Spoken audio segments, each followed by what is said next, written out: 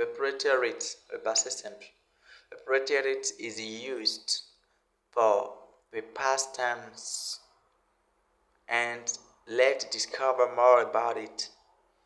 Salut à tous, soyez les bienvenus. Aujourd'hui, nous allons parler du passé simple, le preterite. Nous allons étudier les deux formes du passé simple. Sans plus tarder, allons-y. D'abord, la première règle, la première forme du passé simple, c'est did plus le sujet plus l'infinitif du verbe sans le tout. C'est-à-dire un verbe à l'infinitif, mais il n'y a pas de tout devant. Ok, plus un complément. Donc, nous allons voir 5 exemples. Did you know him? Did you know him? Him est utilisé pour les hommes. Et la phrase signifie est-ce que tu le connaissais? Ou est-ce que tu l'as connu? Did you know him? Le verbe ici c'est to know. Know. Le verbe connaître, ça veut aussi dire savoir.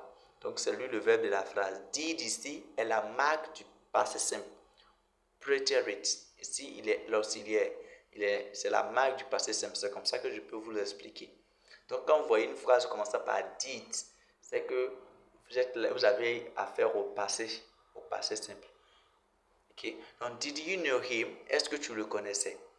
Him, comme en parenthèse, homme. Phrase 2. Did you know her? Le contraire, l'opposé. Est-ce que tu la connaissais? Est-ce que vous la connaissez? Quelque chose comme ça. Her, pour indiquer la femme. Phrase 3. Did he understand? Did he understand? Est-ce qu'il a compris? A-t-il compris? Did he understand? Ah, c'était l'exemple 3. L'exemple 4. Did she arrive? Did she arrive? Est-ce qu'elle est arrivée? Est-elle arrivée? Est-ce qu'elle est arrivée? C'est ce que ça veut dire. Nous sommes au passé simple. Et le passé simple en anglais peut se traduire aussi par l'imparfait en français. Exemple 4. I did not go with them. I did not go with them. Je ne suis pas parti, je ne suis pas allé avec eux. Voilà, il ne faut pas mélanger le verbe partir et le verbe aller. Le verbe partir, c'est to leave. Et le verbe aller, c'est to go.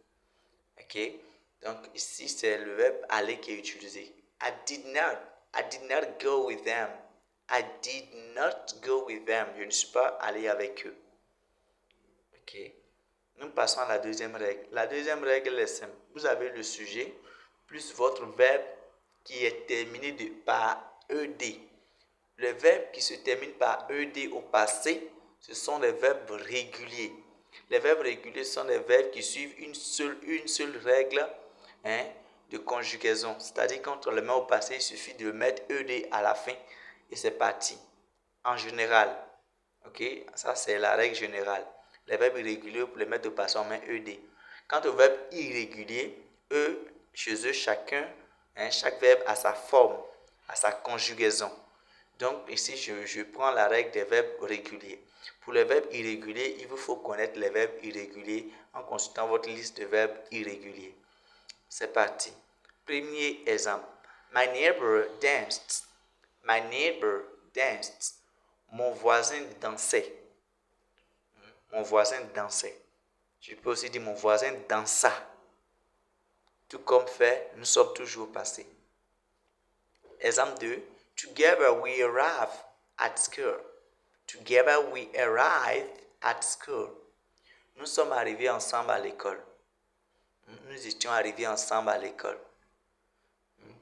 Nous étions arrivés ensemble à l'école. 2. Who slapped you? Who slapped you? Qui t'a giflé? Qui est-ce qui t'a giflé?